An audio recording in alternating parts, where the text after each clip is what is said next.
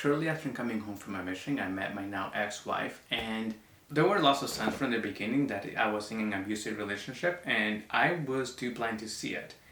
I talked a little bit about that in one of the previous videos, but today I want to talk about a couple of those signs and then transition over to how that relates to me leaving the church. I'll give you a heads up though.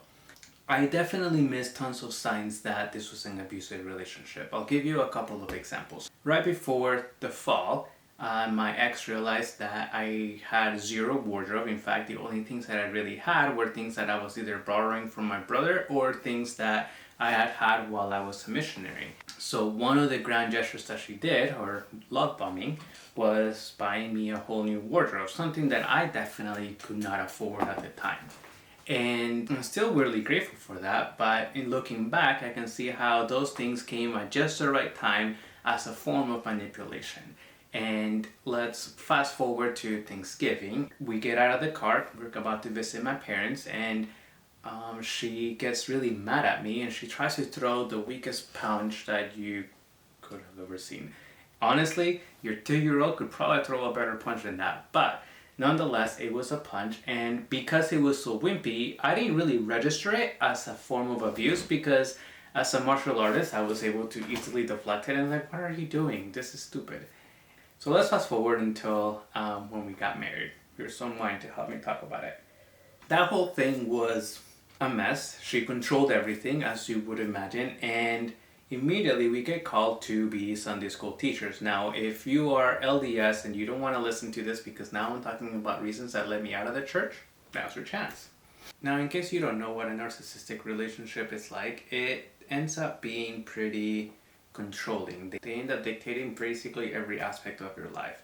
And as somebody who is really good at working and plowing through things, that meant that I was working an extreme amount. I'm talking going to school full time. I was also a Sunday school teacher. I was also working part-time. I think it was like 30 hours a week. And so as a result, I was just always busy. I'm doing all these things and I'm also having to be the one that does the dishes and does literally all of the housework. So I was constantly tired. I was constantly out of time to do anything that was fun for me, and it made me really unhappy. Now, how does this relate to the church, right? Because I gave my disclaimer.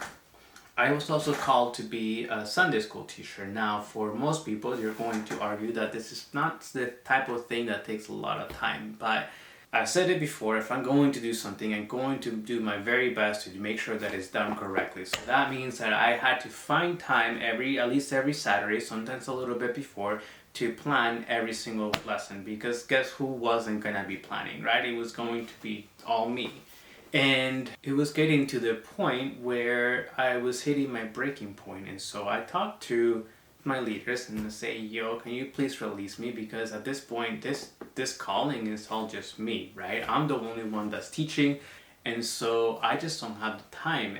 Now, the response that I got from both the counselor and the bishop was that, well, Brother DeBoyne, the Lord has called you to fulfill this duty, and so it's up to you to decide whether you want to answer that call or not. And so I kept working. I kept doing my very best to teach. I kept staying up late trying to do homework. I guess it still hurts that the church couldn't even grant me that little bit of grace. They had to find a way to guilt trip me into working even more than I already had, even after they knew a lot about what was going on in my personal life.